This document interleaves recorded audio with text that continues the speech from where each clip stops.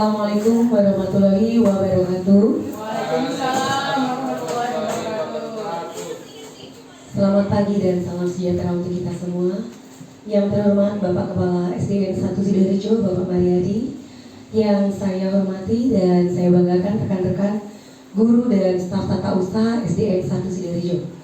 Alhamdulillah, puji syukur kehadirat Allah Subhanahu wa taala. Atas karunia-Nya lah hari ini kita bisa berkumpul di sini dalam kegiatan diseminasi budaya positif di lingkungan SDN 1 Sidoarjo dalam keadaan sehat walafiat tanpa kekurangan suatu apapun. Bapak Ibu, ada beberapa kegiatan yang akan saya sampaikan hari ini. Yang pertama, sebelum memulai acara ini, Bapak Ibu, marilah kita mulai dengan doa. Saya awali dengan bacaan basmalah. Bismillahirrahmanirrahim. Berikutnya adalah sambutan dari Kepala SDN 1 Sidoarjo kepada Bapak Mariadi. Silakan.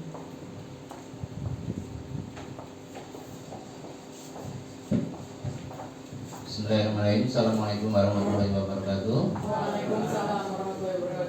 Selamat pagi dan salam sejahtera bagi kita semua. Alhamdulillahirrahmanirrahim, kita panjatkan rasa syukur kita pada Tuhan Yang Maha Esa atas nikmat yang telah diberikan kepada kita semua. Pada hari ini kita dapat berkumpul di ruang guru SDN 1 Sidoarjo dalam rangka diseminasi budaya positif Budi Chandra sebagai calon guru penggerak di sekolah kita. Kita mengucapkan rasa syukur dan bangga atas terpilihnya salah satu guru kita sebagai calon guru penggerak di sekolah kita pada tahun ini. Dan harapan saya teman-teman dapat menyusul untuk menjadi guru penggerak yang akan menggerakkan teman-teman di sekolah kita dan teman-teman guru semuanya pada umumnya. Dan nanti kita akan lihatkan bagaimana budaya-budaya positif yang nantinya akan tertular kepada teman-teman semuanya sebagai langkah kita untuk menuju sekolah kita yang lebih maju lagi. Oke, itu terima kasih atas partisipasi pada Bapak dan Ibu sekalian. Saat ini Assalamualaikum warahmatullahi wabarakatuh.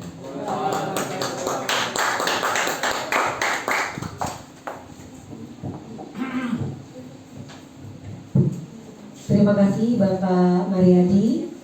Bapak Ibu, seperti kita lihat luar biasa sekali dukungan kepala sekolah kita untuk mensupport saya sebagai calon guru penggerak Angkatan 9 dari Kabupaten Kota Waringin. Bapak Ibu, diseminasi yang akan saya sampaikan ini merupakan salah satu tugas dari calon guru penggerak, bahwa apa yang akan saya sampaikan semoga bisa membawa perubahan yang positif untuk sekolahan kita. Bukan berarti saya lebih tahu kita atau lebih ilmu dari Bapak Ibu, tetapi mungkin hanya saja saya dapat ilmunya terlebih dahulu. Ya, bisa saya mulai Bapak Ibu ya. Di sini dari yang awal juga sudah budaya positif. Sebenarnya apa yang dimaksud dengan budaya positif? Jadi Bapak Ibu, budaya positif itu sebenarnya adalah hal kecil, tetapi yang sudah menjadi kebiasaan yang terstruktur sehingga diharapkan menjadi karakter yang terbentuk, karakter baik yang ada di SDN 1 Sidoarjo. Ya, di sini budaya positif adalah nilai dan kebiasaan sekolah yang berpihak pada murid agar mereka dapat berkembang menjadi pribadi yang kritis, penuh hormat, bertanggung jawab sesuai dengan profil pelajar Pancasila. Bapak Ibu, secara tidak kita sadari sebenarnya ada banyak sekali budaya positif yang sudah ada di SDN 1 Sidoarjo. Apa saja Bapak Ibu? Betul sekali. Baru mulai datang anak-anak sudah membiasakan saling sapa dan senyum. Itu adalah salah satu penanaman budaya positif yang luar biasa. Ada lagi? Mengantri. Iya, kita sudah membiasakan anak kita disiplin. Kemudian ada kegiatan Literasi. literasi luar biasa Bapak Ibu. karakter budaya literasi, budaya membaca dan lain-lain tidak akan bisa tumbuh dengan sedemikian rupa dengan sendirinya, tetapi dengan kita mulai dengan pembiasaan-pembiasaan yang ada. Kita juga mengenal ada sholat duha berjamaah, ya Jumat beramal, betul sekali Ibu, luar biasa. Banyak sekali ada kegiatan budaya positif yang kita lakukan di sekolah kita. Ya, kita minta di sekolah ketika anak sudah di kelas dibudayakan untuk antri, respect dengan temannya. Kemudian ketika akan berbicara angkat tangan, itu merupakan salah satu penanaman dari budaya positif. Ya Bapak Ibu, di sini akan saya jelaskan beberapa konsep utama modul budaya positif. Mungkin nanti akan ada satu atau dua yang hal baru yang mungkin baru pertama kali Bapak Ibu dengar. Ya, ini juga merupakan hal baru yang baru saja dari saya dapatkan ketika mengikuti di klub guru penggerak. Yang pertama adalah perubahan paradigma belajar. Yang kedua adalah disiplin positif. Kemudian ada kebutuhan dasar manusia, ada motivasi perilaku manusia, posisi kontrol atau restitusi, ya. Kemudian ada keyakinan kelas dan juga segitiga restitusi. Ya, Bapak Ibu, kok ada kata paradigma, perubahan paradigma belajar? Apa sih yang dimaksud dengan perubahan paradigma belajar? Jadi dalam membangun budaya yang positif Bapak Ibu, sekolah itu dapat menyediakan lingkungan yang positif, aman, kemudian nyaman, agar siswa kita itu mampu berpikir, bertindak, kemudian mencipta dengan merdeka, mandiri, dan bertanggung jawab. Jadi disiplin sangat berkaitan dengan kontrol guru terhadap siswa. Jadi ini adalah paradigma belajar yang sekarang, bahwa sekolah itu harus bisa menyediakan suasananya aman, nyaman. Jadi kalau anak datang, Bapak Ibu guru sudah di pagar dengan senyum kepada anak-anak, tidak dengan wajah yang cemberut itu. Anak-anak sudah feel-nya sudah enak, positif, nyaman, sehingga bisa belajar dengan baik. Ya, ya ini ada perubahan paradigma. Bapak Ibu, ini akan ada sedikit kita praktekkannya. Saya minta ada 2 sukarelawan. Mohon maju ke depan Pak Anwar dan juga Ibu Afri. Mohon kesediaannya. Terima kasih, tepuk tangan teman-teman. Jadi ada seperti ini ya. Ini misalnya ada ya secari kertas. Yang di sini saya minta Ibu Afri, ini misalnya ya, Bu Afri menuliskan sesuatu yang sangat berharga bagi Bu Afri. Yang ini secret ya, yang sangat berharga, yang hal yang sangat penting, sangat berharga, tapi Bu Afri tidak mau ada orang lain yang tahu. Ya, letakkan di tangan Anda, genggam dengan segala daya, buatlah kepalan ya. Oke, monggo Bu Afri. Kemudian teman kita Bapak Anwar itu akan mencoba dengan sekuat tenaga, dengan berbagai cara, bujuk rayu boleh, mungkin kalau yang halus-halus tidak bisa boleh, mungkin ada ancaman sedikit ya, menghardik, merayu, mencoba apa saja kita perbolehkan agar Bu Afri ini bisa membuka. Ya. Saya serahkan kepada Bapak Anwar ya. Pak Anwar, dipersilahkan. Ya, coba. Sampai Nggak usah dibuat sulit aja. Pakai kan. Cepat mundur. puji aku 10 kata. 10 kata ya. Minta dipuji Bapak Ibu. Dipuji. Ayo, monggo Pak, bisa rayuan, Minus kabeh. bisa mungkin dengan sangat halus. Ayo. Usaha lah, nggak ada usahanya nih laki-laki. Ini effortnya terlihat agak kurang sedikit. Lagi tenang. Ayo. Dan cepat ini raksasa. Tidak semudah itu. Wih. Tidak semudah itu Ferguson. Terus mau gimana? Cara halus kasar. Bahaya nih Bapak Ibu, mau dengan cara kamu coba? Diancam coba, ayo coba. Serahkan kesini banyak. Coba. Tugas, nyogok. Yang merah. Sorry ya. Kira-kira akan berhasil nggak Bapak? Kayaknya. Kira-kira Bu Afri ini Dia soalnya ada dendam sama Oh, iya. kalau ngasih. Iya, oke. Terima kasih. Nah, saya mau tanya, Bu Afri. Kira-kira Bu Afri ini tadi dirayu, diancam, tidak mau memberikan itu karena apa? Karena ini sangat berharga buat saya. Wah, luar biasa. Mungkin bisa berupa apa itu kira-kira kali di dalam pikiran Bu Afri ketika ini nulis sesuatu ini apa? Oh, aku ingat dia kenapa nggak mau. Apa? Dia pernah aku tolak. Mungkin bagian keluarga. Luar biasa, tepuk tangan. Ya Bapak Ibu, terima kasih Bu Afri dan Pak Anwar. Ya, ini saya kasih. Iya, akhirnya dapet loh. Bapak Ibu, itu merupakan gambaran bahwa ini Bapak Ibu, selama ini kita itu menganggap bahwa guru itu bisa mengontrol murid. Padahal sebenarnya itu adalah ilusi. Ya. Oh, yang pertama, ilusi guru dapat mengontrol murid. Kemudian ilusi bahwa kritik yang kita berikan, mungkin hardikan yang kita kasih ke murid kita melakukan kesalahan, itu bisa atau membuat orang merasa bersalah, itu dapat menguatkan karakter anak. Dan ilusi bahwa semua penguatan positif kita puji, kita motivasi itu bisa efektif dan bermanfaat. Dan ilusi bahwa orang dewasa memiliki hak untuk memaksa. Jadi Bapak Ibu, itu tergantung ke anaknya sendiri.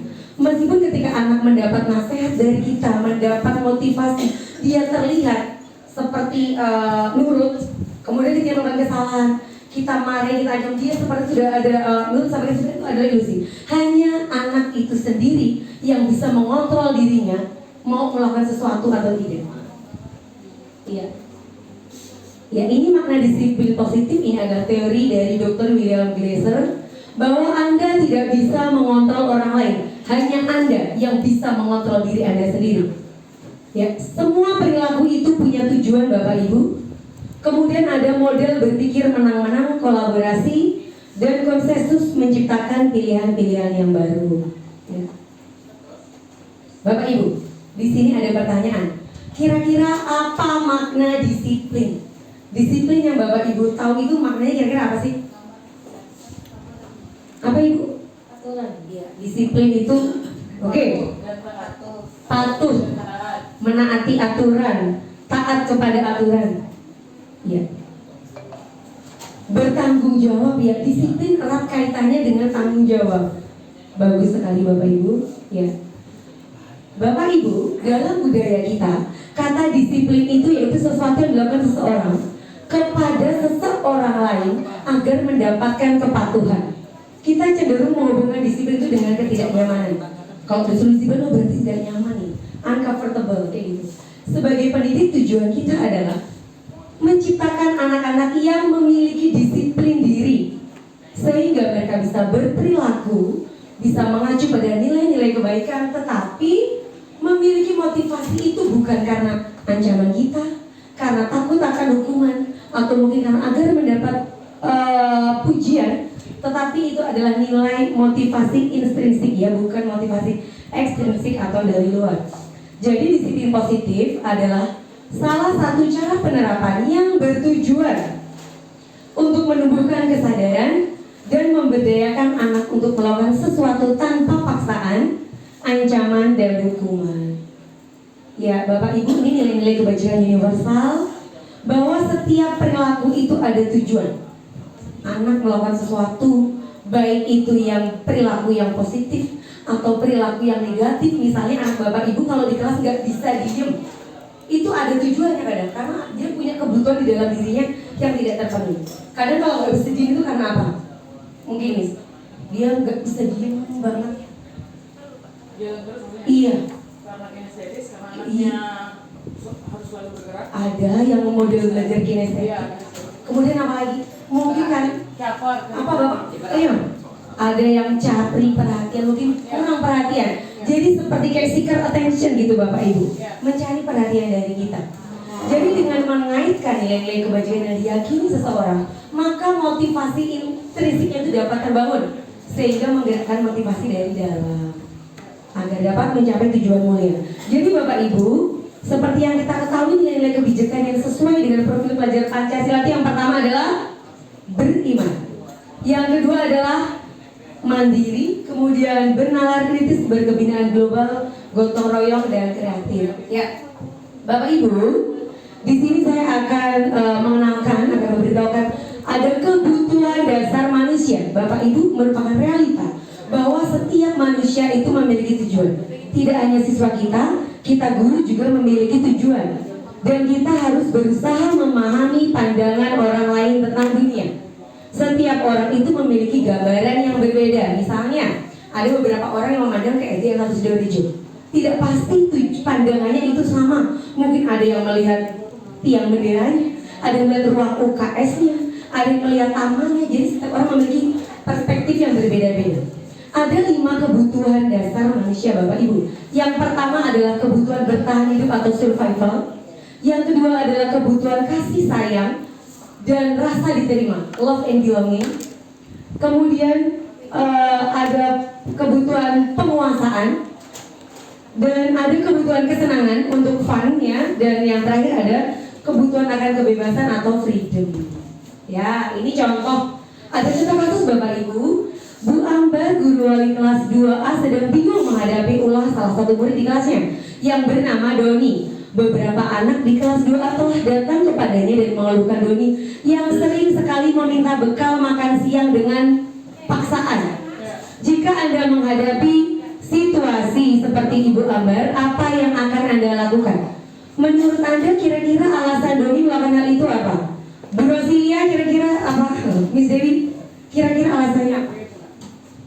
Terima kasih Bu Chandra atas kesempatan yang diberikan. Kalau saya sebagai Bu Ambar, saya mungkin akan memanggil si Doni untuk mengetahui alasan kenapa Doni melakukan meminta bekal dengan temannya dengan cara memaksa. Mungkin mencari dulu alasannya kenapa nih. Apakah ada latar belakang anak ini tidak memiliki uang jajan, ataukah mungkin dia memang lapar, ataukah dia mungkin memang senang sama jajan temennya dan dia nggak bisa untuk membeli. Jadi yang pertama saya lakukan adalah memanggil Doni ini dulu untuk mengetahui alasan kenapa Doni bisa melakukan itu. Jadi tidak langsung menghakimi ya, saya rasa seperti itu. Terima kasih sekali Miss Dewi, betul sekali Bapak. Ya, kalau kita sebelum kita tanya, yang bisa kita kira-kira alasan Doni kata Miss Dewi tadi, pertama mungkin dia lapar. Sementara kita ketahui bahwa lapar, haus itu adalah kebutuhan dasar manusia untuk bertahan hidup. Ini betul sekali, survival. Kebutuhan berdasar hidup ya, ini adalah kesehatan, rumah, makanan. Dalam kasus Doni di atas, ketika jawaban ditanya Bu Ambar adalah karena ia lapar atau mungkin orang tuanya tidak membawakan bekal makan siang, maka kebutuhan dasar yang sebenarnya ingin dipenuhi oleh Doni tadi adalah kebutuhan untuk bertahan hidup atau survival. Ya. Terus tadi Miss Dewi bilang apa lagi? Oh mungkin dia nggak cocok sama bekal dia. Dia ingin bekal orang. Oh dia ingin ada kebebasan ya. Mungkin nilai freedom gitu mungkin ya. Oke. Yang kedua kasih sayang dan rasa diterima. Ya, kebutuhan ini ada 3 Bapak Ibu, yaitu yang pertama adalah kebutuhan psikologis, yang kedua adalah kebutuhan untuk disayangi dan diterima, kemudian kebutuhan untuk memiliki hubungan dan koneksi sosial. Iya. Dalam kasus di atas, apabila Doni menjawab jawabannya adalah mengambil bekal karena dia merasa senang. Temannya jadi memperhatikan dia. Kalau temannya ngelaporin itu dia senang gitu. Dia dilaporin, aku dilaporin sama temanku kayak gitu. Maka kebutuhan dasar dia adalah kebutuhan akan kasih sayang. Makanya banyak anak-anak yang usil itu Bapak Ibu itu sebenarnya caper, cari perhatian, ingin diperhatikan. Seperti itu. Kemudian kebutuhan akan penguasaan. Ya kadang ada anak yang dia tuh pengen menjadi dominan. Kadang ketika di rumah dia suaranya tidak didengar. Dia ketika di sekolah dia ingin lagi menguasai orang lain seperti itu. Jadi kebutuhan ini berhubungan dengan kekuatan untuk mencapai sesuatu, menjadi kompeten, menjadi lebih terampil, diakui atas prestasinya dan didengarkan dan memiliki rasa harga diri seperti itu. Dalam kasus di atas Bapak Ibu, kalau misalnya jawaban Doni itu dia merasa hebat, ketika temannya tadi takut sama dia, diancam nih, bagi bekalnya, temannya takut. Kemudian dikasihkan, oh dia merasa superior. Berarti sebenarnya dia itu punya kebutuhan di dalam dirinya untuk menguasai, ya, atau kebutuhan pengakuan seperti itu. Ya, yang keempat adalah kebebasan tadi atau kebutuhan akan pilihan. Kata Miss Dewi tadi sangat benar. Mungkin si Doni ini tidak selera dengan bekalnya, dia ingin ada variasi bekal yang lain, ya. Kebutuhan ini adalah sebenarnya kebutuhan akan kemandirian Bapak Ibu, otonomi atas dirinya sendiri, memiliki pilihan, mampu mengendalikan arah hidup seseorang. Jadi dia itu tidak ingin terlalu dipengaruhi oleh orang lain. Dia nggak pengen nih ibunya yang ngatur terus bekalnya hanya ini terus, kayak gitu ya Bapak Ibu ya. Jadi apabila dia jawabannya itu bosan Bapak Ibu guru sama bekal ibu saya, bekalnya itu aja, misalnya kayak gitu, maka sebenarnya dia itu sedang memenuhi kebutuhan dirinya akan freedom atau kebebasan. Ya, yang lain ada kebutuhan akan kesenangan atau fun. Ya, ini adalah kebutuhan cari kesenangan, bermain dan tertawa. Bayangkan Bapak Ibu tanpa kenikmatan, tanpa kesenangan betapa menyedihkan seseorang. Makanya banyak orang sekarang menghubungkan antara kesenangan dengan belajar. Ya, kalau belajar sambil takut kayaknya agak susah ya masuk ya. Tapi ketika belajar sembari bermain menyenangkan maka akan enak gitu masuknya ya. Jadi semua hewan bertingkat intelijensi tinggi Bapak Ibu seperti anjing, lumba-lumba, primata, mereka itu banyak mainnya. Ya. Jadi ketika mereka bermain, mereka mempelajari keterampilan hidup yang penting. Manusia pun tidak jauh berbeda. Dalam kasus di atas, apabila Doni bilang Bapak Ibu, saya itu cuma iseng aja sebenarnya, saya cuma pengen godain dia. Jadi mungkin sebenarnya dia itu cuma pengen temannya itu kesel, mau lihat ekspresinya kayak gitu. Maka sebenarnya dia akan memenuhi kebutuhan akan kesenangan. Ya Bapak Ibu, di sini ada dua motivasi ya manusia. Yang pertama motivasi eksternal atau motivasi dari luar. Ini bisa misalnya datang ke sekolah tidak terlambat. Alasannya apa? Yang pertama untuk menghindari hukuman. Atau untuk mendapat imbalan atau agar dipuji sama teman atau sesama guru misalnya, maka itu disebut motivasi eksternal. Sementara motivasi internal adalah motivasi dari dalam dirinya untuk menjadi orang yang dia sendiri inginkan, agar dia ingin menghargai dirinya sendiri dengan nilai-nilai yang mereka percayai. Sebaiknya Bapak Ibu hindari hukuman dan juga hindari penghargaan yang berlebihan. Ternyata dari hal yang baru saya dapatkan, pemberian penghargaan pun itu tidak bagus. Bahkan ada kata-kata penghargaan itu adalah hukuman. Ini nanti akan kita bahas. Jadi agar apa? Agar mengurangi motivasi dari luar, mengurangi motivasi eksternal, agar motivasi tumbuh dari dalam diri murid. Ya. Menurut Ki Hajar Dewantara, merdeka itu artinya tidak hanya terlepas dari perintah, akan tetapi juga cakap untuk memerintah dirinya sendiri. Ya, Bapak Ibu, ini tadi kok pertama saya membaca karena banyak sekali hal baru yang saya dapatkan ketika mengikuti pendidikan guru penggerak. Kok bisa orang dapat penghargaan tapi dia merasa terhukum?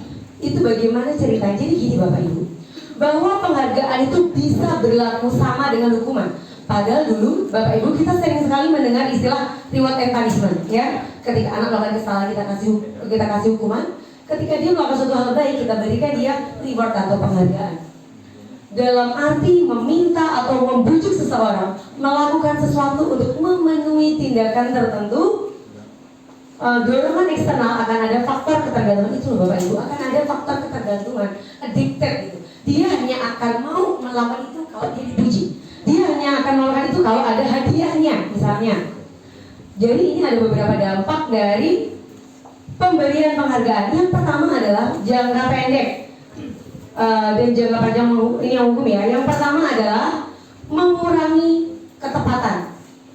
Jadi Bapak Ibu, kadang itu ketika kemudian yang kadang kita itu Bapak Ibu ketika kita memberikan penghargaan kepada anak itu bisa tidak tepat sasaran gitu Bapak Ibu. Kemudian penghargaan itu bisa tidak efektif dan bahkan penghargaan itu bisa merusak hubungan. Contoh, ini ada dua anak, dia sama-sama menggambar nih. yang ini gambarannya sangat bagus, yang itu mungkin tidak.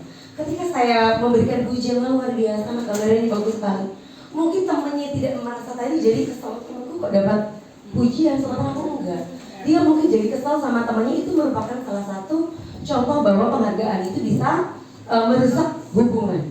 Gitu. Kemudian penghargaan bisa mematikan kreativitas. Contoh, ketika Bapak Ibu ada menggambar nih, kita ada lomba menggambar, tapi Bapak Ibu tentukan sudah ada harus menggambar rumah, kemudian harus memakai temanya, Bapak Ibu tentukan, kemudian harus menggunakan krayon.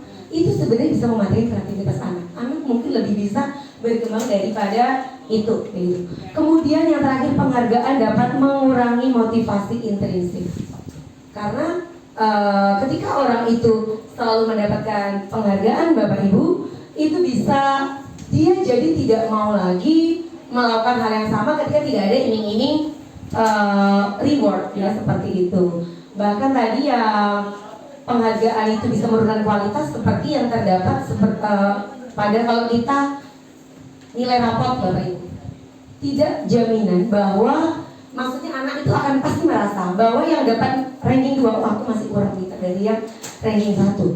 Yang ranking 2 akan merasa aku tidak lebih baik dari yang ranking atasnya, seperti itu. Bayangkan apalagi Bapak Ibu, anak yang tidak mendapat ranking sama sekali.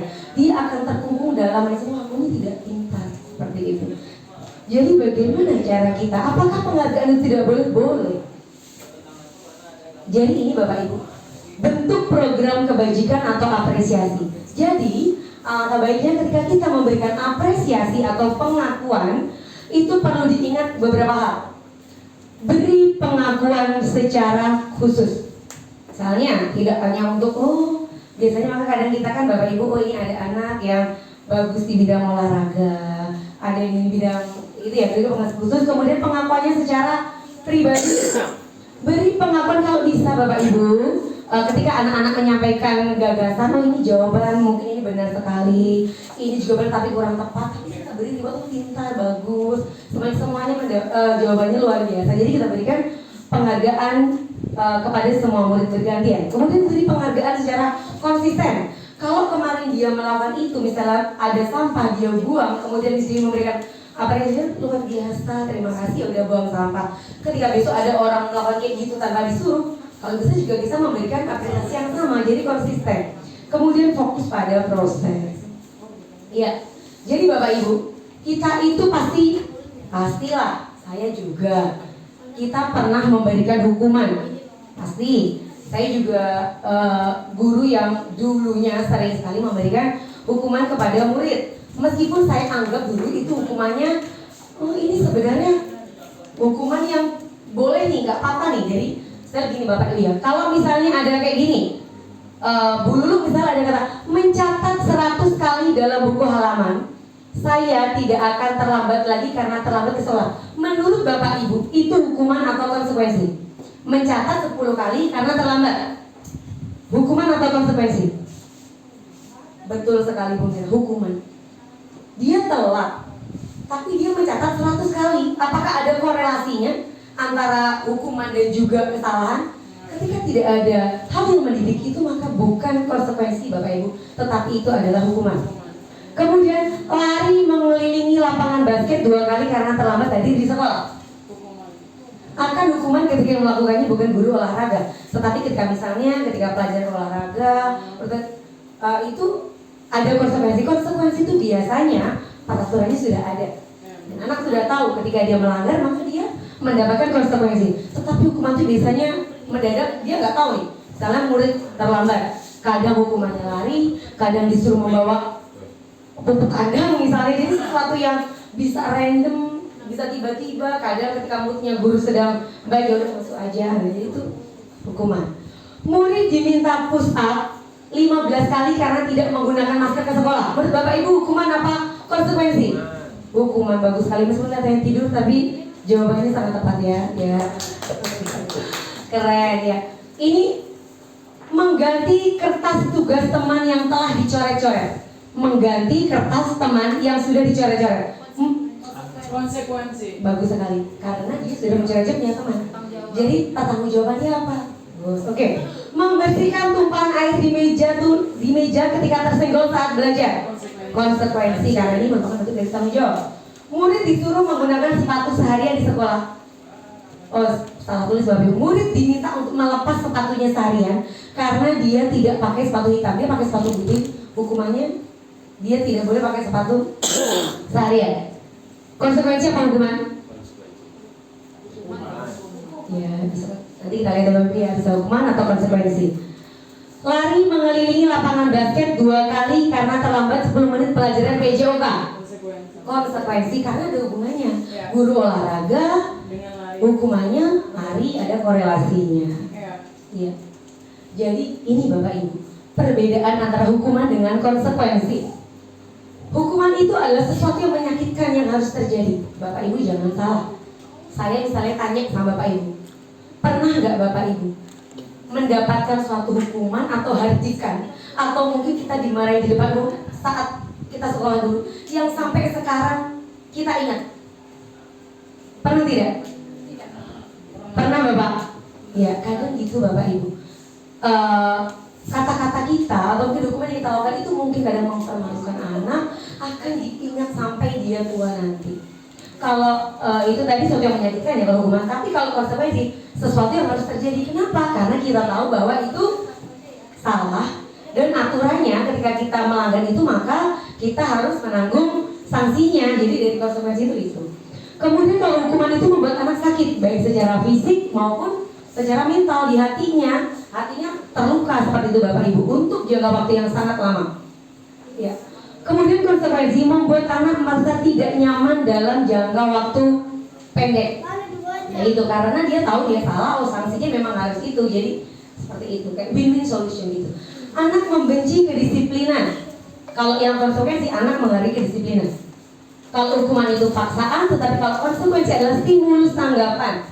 Kalau hukuman mendorong anak untuk menyakiti sendiri, kalau konsekuensi mendorong anak untuk menyesuaikan diri.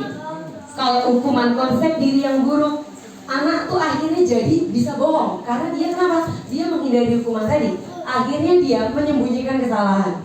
Kemudian malah rasa bersalah, dipermalukan, merasa tidak dihargai. Sementara kalau konsekuensi adalah konsep diri yang baik, anak belajar mematuhi peraturan, kehilangan hak, dibuat tidak nyaman, diasingkan sementara.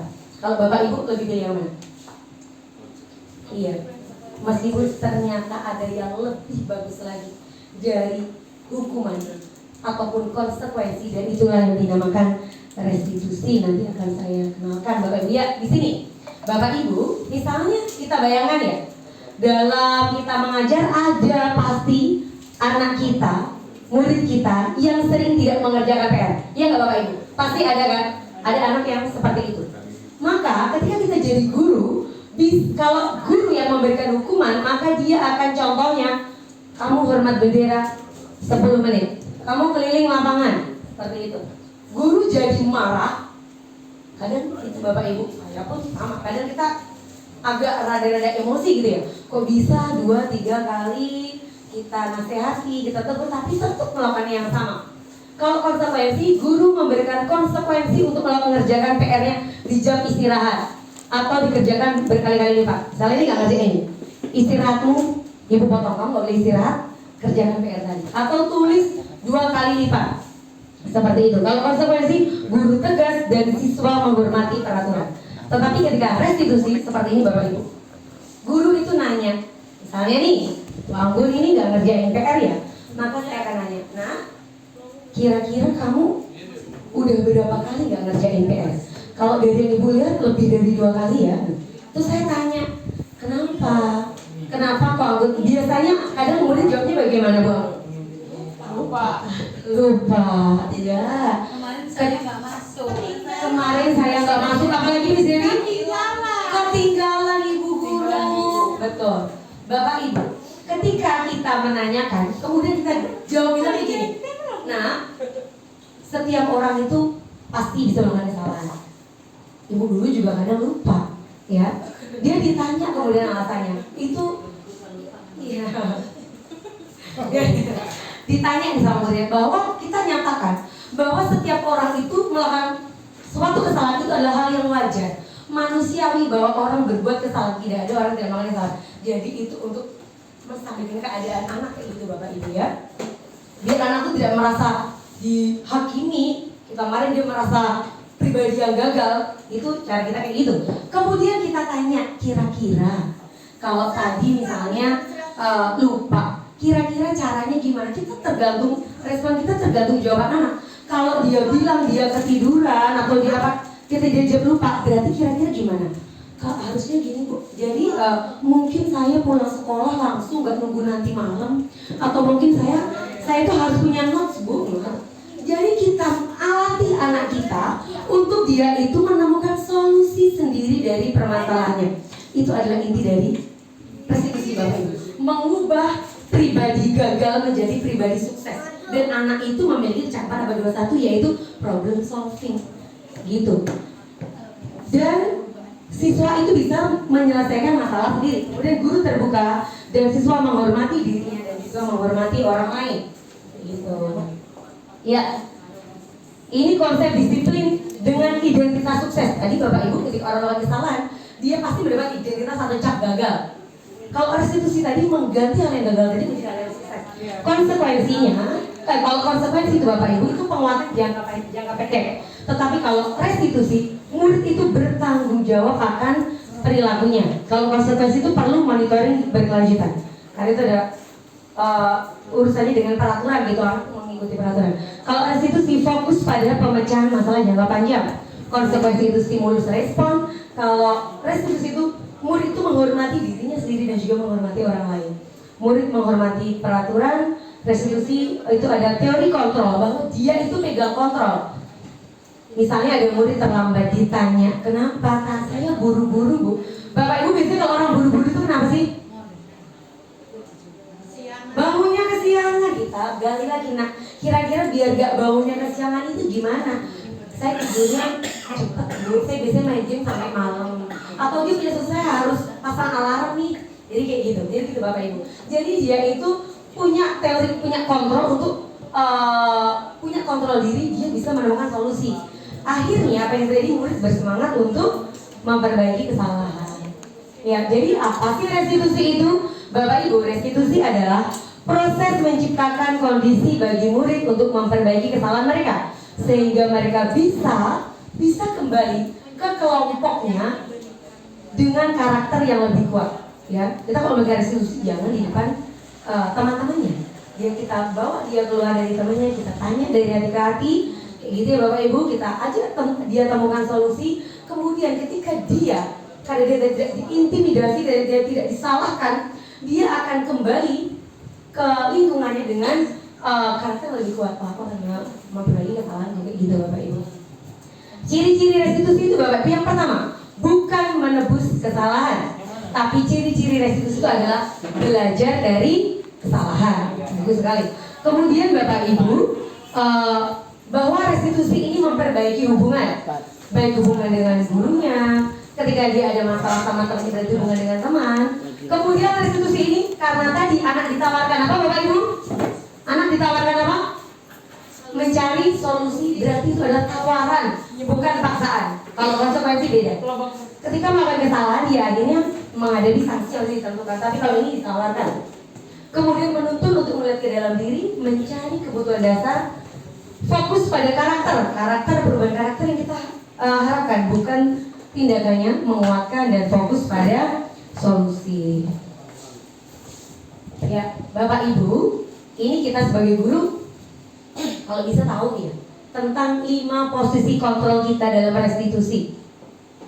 Yang pertama adalah guru sebagai penghukum.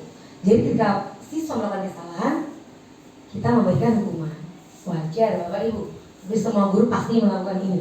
Yang kedua adalah guru menjadi pembuat merasa bersalah. Ini kelihatan gak galak gitu, tapi misalnya nih, ketika ada yang ngerjain PR, kok kamu bisa gak ngerjain PR lagi? Kamu kok gak kasihan sama ibu? Ibu loh sudah ngajari capek-capek sampai mulut berbusa-busa misalnya ya. Hiperbola sekali. Ya itu berarti guru itu menempatkan dirinya sebagai pembuat rasa bersalah. Yang kedua, guru itu menempatkan dirinya sebagai teman. Dia nggak marah tapi dia menempatkan diri sebagai teman gitu. Dianggap kayak teman. Kemudian yang Keempat itu pemantau. Biasanya ini untuk kelas-kelas yang sudah memiliki kesepakatan kelas. Di sini ada kelas memiliki kesepakatan kelas, Bapak Ibu ya. Ya, maka guru itu akan menjadi pemantau. Dicek nih, tindakannya itu sudah melanggar peraturan atau tidak. Berarti sanksinya apa, kayak gitu ya. Dan yang kelima itu adalah guru sebagai manajer. Bapak Ibu, ini loh Bapak Ibu. Kalau yang sebagai penghukum dan pembuat rasa bersalah itu masuknya membuat identitas gagal. Kenapa? Karena kontrolnya dari luar. Guru biasanya menghadik, menunjuk, menyakiti, menyindir. Kalau pembuat rasa bersalah itu guru ceramah. Nah, ibu tuh kecewa, kamu gitu terus, kamu udah janji, kayak gitu ya misalnya ya. Guru berkata, kamu kalau yang penghukum, kamu kalau tidak melakukan awas ya, rasakan ya, gitu-gitu. Ya, hasilnya kalau penghukum, murid itu jadi memberontak, bisa menyalahkan orang lain, dia melakukan temannya dituduh, akhirnya dia berbohong. Kenapa? Karena untuk menghindari hukuman. Tetapi kalau membuat rasa bersalah, dia juga bisa menyembunyikan ini dan berbohong juga. Oke, dampak pada murid kalau dua ini adalah bisa mengurangi kesalahan dan juga merasa rendah diri. Kalau identitas berhasil atau sukses dari luar adalah sebagai teman atau pemantau. Ayolah nak, lakukan demi ibu, kayak gitu. Kalau sebagai teman, gitu ya. Kemudian kalau yang pemantau, ibu tanya, peraturan kita kalau pakai sepatu ada putih pink, boleh nggak nak? Dia diingatkan, kayak gitu ya. Yang berarti dia menyelesaikan diri, kemudian menitik beratkan pada sanksi atau hadiah. Kalau yang sebagai teman, jeleknya Bapak Ibu ketika terlalu dianggap sebagai teman, maka akhirnya anak tidak mandiri, lemah, dan memiliki ketergantungan. Yang paling bagus adalah identitas guru kontrolnya sebagai manajer. Apa ini? Guru akan seperti yang dilakukan tadi, digali pertanyaan-pertanyaan. Kemudian ditanya, yang kamu yakini seharusnya bagaimana sih? Orang terlambat itu bagus nggak? Kalau orang tidak mengerjakan tugas itu, nah baik tidak? Harusnya bagaimana? Dia ditanya gitu ya, keyakinannya, kemudian dikuatkan. Yang tadi saya bilang, nggak apa-apa nak, semua orang tuh pernah salah. Ya, jadi gimana kita tidak mengulangi kesalahan kita, seperti itu. Kemudian murid meletakkan dirinya sebagai individu yang positif dalam dunia yang berkualitas, meskipun dia melakukan kesalahan, ya. Bagaimana ya caranya biar saya memperbaiki keadaan seperti itu? Ketika dia melakukan reaksi yang tidak menghakimi, tidak marah-marah, maka dia akan lebih mudah masuk ke dalam hati ya. Kemudian mengevaluasi diri, bagaimana cara memperbaiki diri. Bapak Ibu, coba tadi ada berapa posisi kontrol? 5. Bagus. Yang pertama adalah penghukum, ya. Yang kedua adalah bagus, lepas berarti. Yang ketiga teman. Yang keempat pemantau. Dan yang terakhir coba kalau kata-katanya kayak gini, saya kecewa sekali ya dengan kamu. Membuat merasa bersalah. Bisa. Atau gimana gitu ya, kamu tidak pernah benar melakukannya nih. Kamu gak pernah benar, tidak pernah. Dia ngatain dia, kamu tidak pernah. Ya, ayolah, lakukan demi ibu, bapak. Buat merasa bersalah. Ya, bisa. Nah kalau gini, apakah kamu mau dapat stiker bintang hari ini? Bisa, nanti kita buka ya. Bagaimana kamu bisa menyelesaikan masalah ini? Ini manajer misalnya dia melakukan kesalahan nih. Dia pertanyaan kayak gini, kamu ya selalu yang paling terakhir. Agak-agak beti ya Bapak Ibu, beda-beda tipis. Coba saya buka. Oke. Ntar Bapak Ibu mau foto. Ini tidak mau digeser. Oke, saya escape dulu ya. Ya, jadi yang pertama tadi benar, membuat orang merasa bersalah. Yang kedua penghukum, teman, pemantau tadi. Karena pemantau itu hubungannya sama kesepakatan kelas. Biasanya hubungannya kalau kesepakatan itu akan sama reward and punishment. Kalau dia melakukan hal yang baik, dapat bintang, dapat stiker, dapat poin plus. Kalau dia salah, dia dapat hukuman. Jadi dapat sanksi. Yang ketiga manajer dan yang keempat penghukum lagi. Oke.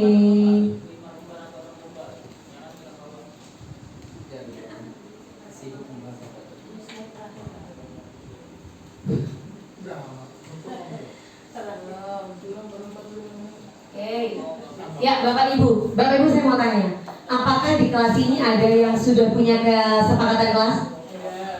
Ya. Saya juga tahunya kesepakatan kelas. Ternyata hal yang saya dapatkan lagi adalah keyakinan kelas. Kenapa sih kok keyakinan kelas? Kenapa kok tidak peraturan saja? Iya. Bapak Ibu, mengapa kita mempunyai peraturan tentang penggunaan helm saat mengendarai roda bermotor? Kendaraan bermotor kenapa? Biar tidak ditilang, ada yang kayak gitu ya. Apalagi Bapak Ibu? Biar selamat. Ya, biar selamat. Mengapa kita memiliki peraturan tentang penggunaan masker dan mencuci tangan? Iya. Bedanya antara peraturan dan keyakinan. Kadang orang menjalankan peraturan tapi dia tidak tahu gunanya untuk apa. Misalnya, sekolah kok harus pakai seragam? Kenapa sih sekolah harus pakai seragam? Ketika anak itu melakukan peraturan, dia hanya sebatas melakukan tapi dia tidak tahu apa dampaknya bagi dia. Atau apa manfaatnya si orang itu harus pakai seragam.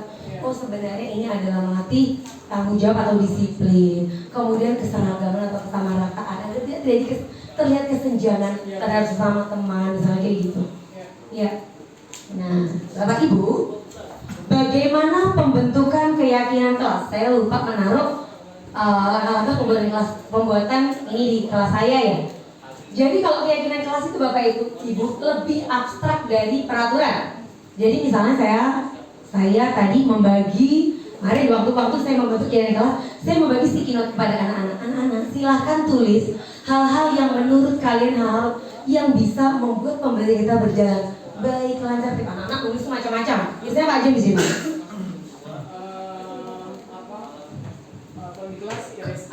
Raise hand, angkat tangan dulu, tidak ribut, tidak mengolok-olok teman, tidak membuli teman, membersihkan kelas dan lain-lain. Oh, nanti saya lihatkan Bapak Ibu ya hasil dari saya itu sangat banyak sekali punya anak-anak. Nah, Bapak Ibu, kalau keyakinan ini berupa pernyataan universal, kan ada kata tidak boleh, tidak boleh, tidak boleh. Itu kata-kata negatif tadi kita ubah menjadi kalimat positif dan kita seragamkan. Misalnya tadi murid saya ada yang bilang tidak boleh mengolok-olok, tidak boleh membuli teman, tidak boleh menyakiti, tidak boleh menyebut nama orang tua. Itu ketika kita buat menjadi satu keyakinan kata-kata yang global, universal, kalimat-kalimat yang positif. Nanti saya lihatkan ya, mana punya saya. Itu kata-katanya mungkin ketika saya rumuskan dengan anak-anak. Ini keyakinan ya, bahwa murid itu saling, misalnya kita harus meyakini bahwa kita harus saling menyayangi, menghormati, respect kan ya, saling menyayangi, menghormati dan menghargai teman dan guru. Itu masuk semua. Angkat tangan kepada guru ketika berbicara. Ketika guru mengajar dia tidak akan ngomong, itu sudah masuk dalam situ Bapak Ibu. Jadi keyakinan itu tidak perlu kata-katanya sangat banyak sekali dan susah diingat anak-anak, tetapi dibuat dalam bentuk universal, global, dibuat dalam bentuk positif. Jangan ada kata-kata tidak boleh, dilarang, coret-coret kelas, dilarang bermain kelas, mau merusak fasilitas kelas dan lain-lain. Jadi kata-kata tidak dilarang tadi diubah menjadi positif sedikit saja, akan tetapi mudah diingat. Kalau tidak salah dari banyak sekali usulan dari murid-murid saya hanya merangkumnya menjadi 3 keyakinan kelas. Sesuai dengan kondisi kelas dan sekolah agar mudah diterapkan. Kemudian semua warga kelas dilibatkan saat membuat. Jadi ini benar-benar anak kita gali ide-ide dia. Ketika dia merasa bahwa itu adalah saran dari mereka, kita harapkan bahwa mereka akan lebih bertanggung jawab. Ya, ini tadi segitiga restitusi Bapak Ibu. Nah, Bapak Ibu sekarang tadi kita udah tahu restitusi. Ini ada segitiga restitusi, ini sudah bagian yang main paling akhir ya Bapak Ibu ya, alhamdulillah. Ya, sebelum kita masuk ke segitiga restitusi, kok kayaknya agak ngantuk-ngantuk, kita ice breaking sebentar. Bapak Ibu, tolong tirukan saya nih. Kayaknya agak susah untuk konsentrasi. Ikutin saya Bapak Ibu ya. Bapak Ibu, kalau saya bilang kon tepuk 1, 2, 3. Kon. Sen pukul meja. Sen. Teral tangan kanan. Teral si. Konsentrasi dimulai. Ulangi lagi ya. Yuk, 1, 2, 3. Konsentrasi, konsentrasi, dimulai. Bagus. Ini Bapak Ibu bisa di kelas diterapkan. Kamu nanti agak lebih cepat-cepat gitu ya makin lama. Nah, rule-nya gini. Nanti saya misalnya dari saya konsentrasi, dimulai. Chandra, Bu Yatmi misalnya. Ini orang harus siap-siap nih. Bu Yatmi yang pertama ketika Bu Yatmi, Bu Anggun misalnya. Yang pertama rule-nya menyebut namanya sendiri kemudian nama temannya. Paham Bapak Ibu? Siap-siap. Paham? Jadi ulangi, saya misalnya ya. Yuk, 1, 2, 3. Konsentrasi, dimulai. Chandra panasain. Konsentrasi. Chandra, habis Chandra main. Jadi gini, konsentrasi hanya diucap sekali. Jadi misalnya ya, misalnya gini, konsentrasi, betul, nasain dengan nama lain. Yang nama lain langsung, misalnya nasain bubur. Lanjut. Bubur, nggak boleh bubur baik lagi panasain loh sama. Paham Bapak Ibu ya? Jadi menyebut konsentrasi mulai cuma terakhir, ya kan? Panasain, nah, lihat. Panasain Pak Sutris, Bu Eka siap-siap, dirinya sendiri disebut ya. Oke.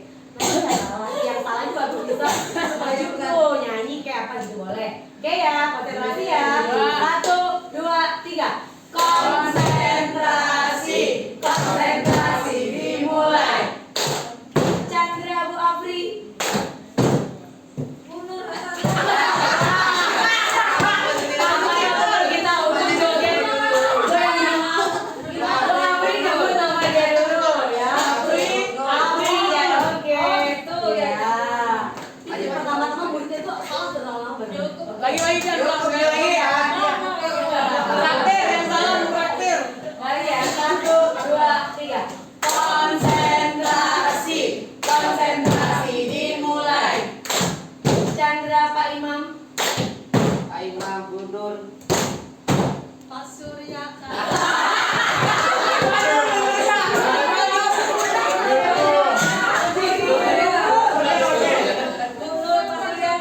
Oke, sekali lagi ya. Oke, 1, 2, 3. Konsentrasi dimulai. Bu Chandra, Pak Sutris. Pak Sutris.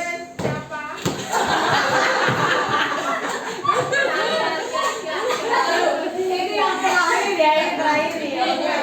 1, 2, 3. Konsentrasi dimulai. Chandra, Pak Mariadi. Pak Mariati Miss Dewi. Mantap.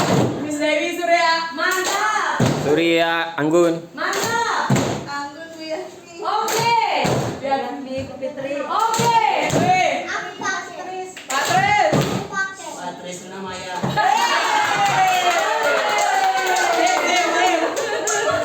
Terima kasih Bapak Ibu sudah cukup. Terima kasih.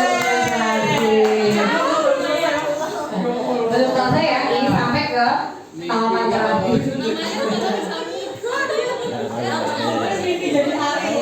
Ya, Bapak Ibu ini sampai ke yang bagian yang terakhir ya, alhamdulillah ya. Segitiga restitusi. Apa sih segitiga restitusi? Yaitu adalah proses menciptakan kondisi bagi murid untuk memperbaiki kesalahan. Ya, ketika murid kita melakukan kesalahan, ini adalah proses untuk memperbaiki kesalahan sehingga mereka bisa kembali ke kelompoknya dengan karakter yang ya.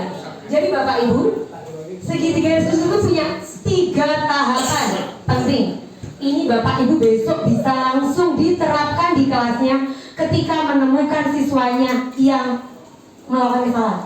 Kita tidak langsung menjadi penghukum, kita juga tidak menjadi membuat perasaan bersalah dan lain-lain. Jadi yang pertama adalah menstabilkan identitas. Bapak Ibu, orang kalau melakukan kesalahan itu dia takut ya biasanya ya. Kemudian merasa bersalah nih, dia takut dimarahin, takut dimarahin. Jadi yang pertama adalah menstabilkan identitas. Ya, kita bisa tanya, kamu tuh sebenarnya kok kerjanya tidak pernah melakukan mengerjain tugas, sebenarnya kamu nanti pengennya jadi orang yang seperti apa sih? Ditanya gitu, menstabilkan identitas itu Bapak Ibu. Jadi biasanya ketika anak melakukan kesalahan itu kita, nah kamu tadi benar melakukan ini. Kita tanya, kita tanya dulu kenapa. Kemudian kita jawab, nah semua orang itu pernah melakukan salah. Ibu juga pernah kan? Jadi tidak masalah kalau orang pernah melakukan kesalahan. Cuma sebenarnya alasannya apa? Jadi kita tahu di balik itu ada apa? Atau mungkin kebutuhan apa yang selalu didapatkan anak itu. Jadi kayak gitu. Kemudian meskipun kita bilang setiap orang itu bisa melakukan kesalahan, tetapi kita tetap harus yang kedua memvalidasi tindakan yang salah. Menurut kamu tindakan kamu tadi benar atau enggak?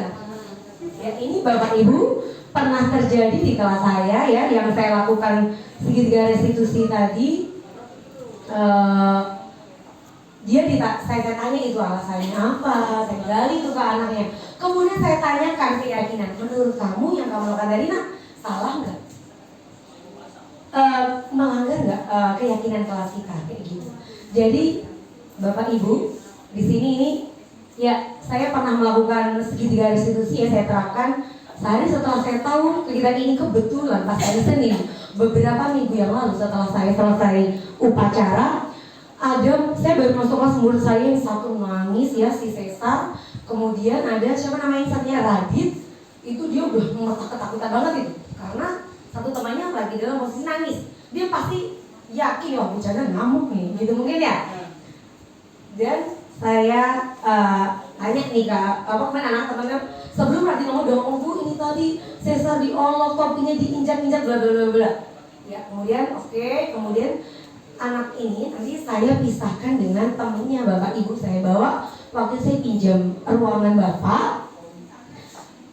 Di langkah yang pertama itu saya stabilkan identitasnya. Nanti mungkin akan saya bagi videonya ke Bapak Ibu. Saya tanya siapa teman-temannya tadi? Saya tanya siapa yang mau cerita lebih dahulu. Ini masih di rumah aja takut si Radit ya. Saya tanya bu, saya itu diolok-olok nama bapak saya bu. Pertama saya diolok botak. Saya agak marah kan bu. Kemudian saya tapi karena saya diem makin diolok bapak saya. Terus pas saya marah bu, topi saya diambil diinjak-injak. Seperti itu. Ini based on true story ya Bapak Ibu. Nah saya terus nanya sama si Radit, bener Radit loh. Jadi masih ketakutan bu. Iya bu.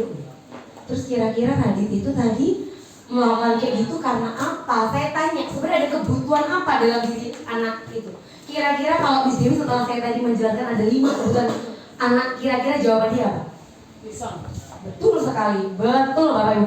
Dia jawab iseng. Jadi kebutuhan akan kesenangan atau fun nomor 1, meskipun fun itu fun yang tidak baik. Dan yang kemudian yang kedua, Cesar sama Radit. Dia ngapain itu? Dia ngolokin, diinjak, power, betul. Dia pengen mendominasi kebutuhan akan penguasaan itu tadi. Kemudian terus tadi dia bilang, iya bu, tetapi saya itu cuma nginjak itu saya, tapi dia tadi mukul-mukul saya. Adiknya mukul-mukul itu saya tanya bener. Siapa namanya Cesar melakukan memukul fisik. Hal yang sudah kita sepakati bersama, kekerasan dalam bentuk apapun tidak diperbolehkan. Verbal saja tidak boleh, apalagi fisik. Tapi saya tanya, saya bilang ke Cesar, bener Cesar? Iya bu. Saya tanya, ibu paham kalau Cesar tadi melakukan kekerasan karena Cesar itu mau melindungi diri, ada kebutuhan dalam diri dia, survival, ya kan Bapak Ibu? Akhirnya anak ini tadi sudah masuk dalam satu tahapan kita stabilkan identitasnya dari identitas gagal, jadi orang yang gagal, orang yang salah melakukan kesalahan, bahwa dia tadi bahwa manusia itu lumrah, manusia itu berbuat kesalahan, nobody's perfect, tidak ada manusia yang sempurna. Jadi kita bisa menyelesaikan. Bapak Ibu guru itu jangan berkata siapa yang lebih benar, siapa yang salah. Tetapi Bapak Ibu tertarik untuk menyelesaikan masalah.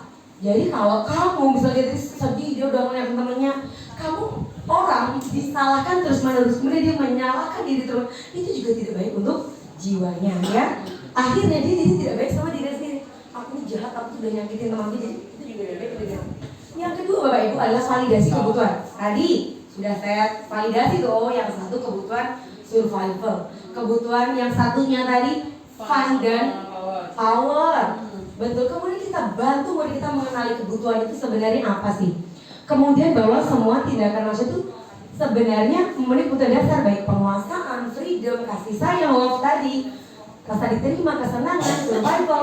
Guru bisa berkata, nah kamu bisa saja melakukan hal yang lebih buruk. Misalnya, si Radit tadi salah loh, ngolokin, nginjak tasnya, tapi kamu bisa membalas Cesar, kamu tendang juga, tapi kamu enggak, nah itu sudah luar biasa.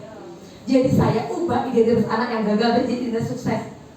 Ya, maukah? Nah, kamu pasti punya alasan kenapa, bla bla bla. Kamu boleh tetap berusaha menjaga itu, tapi tambahkan sikap yang lain. Menurutmu bagi orang tuh gimana? Dia jawab, harusnya tuh saling menjaga, saya itu. Terus Cesar bilang, harusnya saya tuh biar itu saya sabar, saya nggak harus memukul Radit. Ketika kita ngomongnya dengan baik, dia otomatis sendiri sikapnya dia langsung sadar salahnya. Kemudian saya tanya, kamu mau nggak belajar gimana? Saya tanya, jadi terus harus bagaimana? Harus berteman Bu, harus saling maafkan. Tadi sudah, tapi mau maafkan lagi. Tapi Cesar bertanya, bilang nih, Bu, tetapi topi saya nih sobek. Topi saya sobek, saya takut sama mama saya. Nah, itu kita masukkan bahwa kita guru sebagai manajer, bahwa anak harus menemukan solusi. Terus kalau topinya Cesar sobek, kira-kira yang bisa Radit lakukan apa? Saya bisa kok Bu, nyuci topinya biar bersih lagi. Tapi kalau jahit saya nggak bisa. Situlah peran guru sebagai manajer, memberi bantuan, memberi scaffolding ke anak-anak. Radit mau jahit punya Cesar, nanti ibu bantu, yang ibu ajari cara jahit. Besok kamu bawa benang sama jarumnya, besok ibu ajari. Jadi itu ya Pak Ibu. Murid kita tidak langsung kita hakimi, tidak langsung kita berikan hukuman, apalagi hukuman yang tidak ada korelasi sama sekali dengan permasalahan. Tetapi murid kita ubah identitasnya dari identitas gagal menjadi identitas sukses, dan mereka bisa menentukan sendiri, bisa mencari sendiri solusi atas masalah yang sudah mereka hadapi atau mereka lakukan. Ya, ini kita tanya keyakinan tadi ya. Oke. Pak Ibu, kesimpulannya dari semua hal yang banyak tadi, bahwa ketika anak berbuat salah, tugas guru adalah mengajari mereka untuk menyelesaikan masalah mereka dan berusaha mengembalikan mereka ke kelompoknya dengan karakter yang kuat. Bapak Ibu lihat videonya, mereka langsung minta maaf ya, pelukan, udah gitu, habis ini bisa mainan yuk. Oke, itu loh anak-anak. Sekarang mereka berkelahi. Itu kalau mereka misalnya ngadu ke orang tua bisa akhirnya cekcok, anak udah temenan, jadi kayak gitu. Makanya ketika kita lakukan segala restitusi, anak jadi dikuatkan, menemukan solusi, dia bukan jadi pribadi yang salah lagi, akhirnya bisa kembali ke kelas dengan karakter yang lebih kuat lagi. Bapak Ibu, mungkin hanya ini yang bisa saya diseminasikan ke Bapak Ibu semua. Semoga hal-hal ini bisa ada manfaatnya untuk Bapak Ibu semua, bisa menjadikan perubahan di kelas Bapak Ibu, juga menjadi perubahan budaya positif untuk sekolah kita. Demikian, wabillahi taufiq wal hidayah. Wassalamualaikum warahmatullahi wabarakatuh. Bapak Ibu, demikian tadi adalah materi dari diseminasi budaya positif. Semoga apa yang hari ini sudah kita pelajari bersama memberikan dampak positif bagi kita sebagai guru di SDN 1 Sidoarjo. Kemudian memasuki babak berikutnya, yaitu sesi tanya jawab. Apakah ada di antara Bapak Ibu semua yang akan bertanya? Ya, Bu Afri, monggo dipersilakan. Ya, terima kasih atas waktunya. Saya hanya ingin menanyakan pertanyaan singkat saja terkait hukuman dan konsekuensi. Jadi saya pernah menerapkan di kelas itu, saya nggak bilang hukuman sih ya, cuma nggak tahu kalau pendapat Ibu bagaimana. Jadi sampai saat itu saya menjalankan, semoga ini kita lihat, kalau anak-anak tidak mengerjakan PR, hukuman yang selalu saya, bukan hukuman, saya nggak tahu ini atau konsekuensi ya, yang selalu saya lakukan pada mereka adalah menambah soal. Nah, menurut Anda apakah itu hukuman atau konsekuensi? Jadi setiap mereka misalkan ini, besok ada pelajaran tentang misalkan menghafal tentang Pulau Sumatera. Kemudian kalau mereka besok tidak hafal atau tidak mengerjakan soalnya, saya tambah besok khusus kamu, saya tambah Pulau Kalimantan seperti itu. Menurut Ibu, apakah itu hukuman, konsekuensi, atau masih boleh secara belajar? Terima kasih. Terima kasih pertanyaannya Bu Afri. Apa ada pertanyaan lain atau bisa langsung saya jawab? Oh iya, Bu Eka minta tolong Miss Dewi berikan mic-nya ke Bu Eka. Mama. Anaknya sangat bangga mamanya bertanya luar biasa.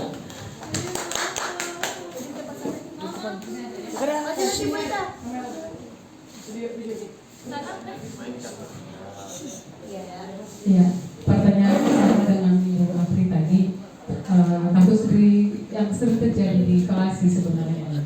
Jadi kalau kami agama Kristen itu kelas tinggi, kelas 4, 5, 6 selalu saya suruh untuk bawa Alkitab dengan buku agamanya. Nah, selalu praktis di setiap kelas itu ada beberapa anak, satu anak lah yang sering sekali tidak membawa Alkitab dan bukunya. Jadi saya tidak tahu termasuk hukuman atau konsekuensi. Saya bilang kalau tidak bawa Alkitab, karena kita belajar dari Alkitab gitu. Jadi kalau dia tidak bawa Alkitab atau bawa buku, silakan belajar di luar. Itu termasuk konsekuensi atau hukuman. Terima kasih. Terima kasih pertanyaannya Bu Afri dan Bu Eka. Izin menjawab Bapak Ibu dari yang sudah saya pahami bahwa konsekuensi itu biasanya sifatnya menyakiti ya. Kemudian dia hukuman itu sifatnya menyakiti. Kemudian juga tidak ada korelasi antara apa yang dilakukan dengan jenis hukumannya. Kalau konsekuensi itu dia sudah tahu nih, kalau aku melakukan ini, aku nanti akan dihukum ini. Karena biasanya aturannya sudah seperti itu. Kemudian kalau konsekuensi itu kalau yang mereka menyakiti dan mereka tidak, ini masih ada korelasinya nih, karena masih ada hubungannya sama tanggung jawab. Meskipun masih belum dua-duanya mengubah siswa menjadi pribadi yang sukses. Kenapa? Karena Bapak Ibu tidak bertanya anak ini masalahnya apa, kebutuhannya apa, kemudian Bapak Ibu tidak bertanya solusinya apa. Seperti itu. Jadi Bapak Ibu, ini yang Bu Afri dulu ya. Tadi Bu Afri ketika ada muridnya tidak mengerjakan PR, maka soalnya ditambah. Menurut Bapak Ibu itu hukuman apa konsekuensi? Itu adalah konsekuensi. Dan ke kelasnya Bu Afri juga selalu seperti itu ya. Dan ini apakah dia mengerjakan itu ada hubungannya dengan soal? Ada, berarti itu adalah konsekuensi. Tapi dia bertanggung jawab akan itu. Tapi ketika seperti Bu Eka tadi, ketika tidak mengerjakan dia keluar, itu adalah hukuman. Ya. Karena ketika orang luar hukuman, tapi yang kita pikir guru, tadi kan saya bilang posisi kontrol tadi, bahwa ilusi bahwa dengan menyuruh dia keluar dia takut ini bakal jerak, dia besok tidak lagi. Buktinya masih dilakukan gak Bu? Oh belum pernah. Oh seandainya, ya itu kadang kalau gitu ya. Jadi itu sebenarnya hukuman karena tidak ada korelasinya antara orang tidak membawa buku dengan dia keluar. Itu. Tetapi kalau yang buat tadi konsekuensi. Pertanyaannya, apakah konsekuensi boleh diterapkan? Boleh. Di sekolah semua punya peraturan. Ada aturannya kalau tidak ini bagaimana. Tetapi alangkah bagusnya ketika Bu Afri dan misalnya Bu Eka itu melakukan yang namanya segitiga restitusi. Ini adalah baru. Tetapi sekarang sudah dipahami ya. Tahapannya bagaimana? Anak distabilkan identitasnya di salahnya, mengerjakan manusiawi ketika itu hanya sekali. Kok ini bisa sering ini kenapa ya? Apakah mungkin kamu butuh? Saya nggak bisa kok, berarti anak ini butuh bantuan nih dari orang tua. Kira-kira solusinya apa? Diajak dia menemukan solusi bersama-sama. Mungkin Bu ini mama saya, misalnya kayak tadi mama saya harus ingetin saya deh Bu. Bisa Bu Eka berkolaborasi dengan orang tuanya. Minta tolong ya Bu ketika jadwal pelajaran agama sambil tinggalkan anak untuk membawa. Jadi kayak gitu. Terus lagi biasanya itu buru-buru. Dia nanya tuh kenapa tadi buru-buru Pak? Gimana caranya? Dia mungkin dia akan menawarkan solusi. Mungkin Bu sebelum tidur sudah saya siapin dulu nih peralatannya. Bu Afri tadi udah bisa jawab Bu, saya tuh mungkin tidak bisa atau mungkin dia masih ditanya, kemudian dia diajak digali untuk melakukan solusi. Tapi kita cek, kira-kira ada perubahan karakter nggak? Misalnya, biasanya mungkin ketika dia kerja muka Afrika kesel banget ya. Misalnya, sekali itu enggak, dia akan malah kaget dan ya ampun aku nggak dimarahin loh. Ketika dia merasa tidak dimarahin, dia berusaha tidak mengecewakan gurunya lagi. Tadi bapak sudah tidak marahin aku, tapi dia cuma terkena nak ibu yakin. Sebenarnya semua orang itu nak pintar. Nggak ada orang tuh yang terlahir tidak pintar, itu tidak ada. Tinggal mau atau tidak, kita kuatkan. Menurutmu gimana solusinya? Jadi kayak gitu. Semoga ini sedikit membantu ya. Sudah tidak tahu sebenarnya yang idealnya seperti apa, tapi dari yang saya pahami seperti itu. Gitu Bapak Ibu. Ada pertanyaan lagi? Cukup sepertinya ya.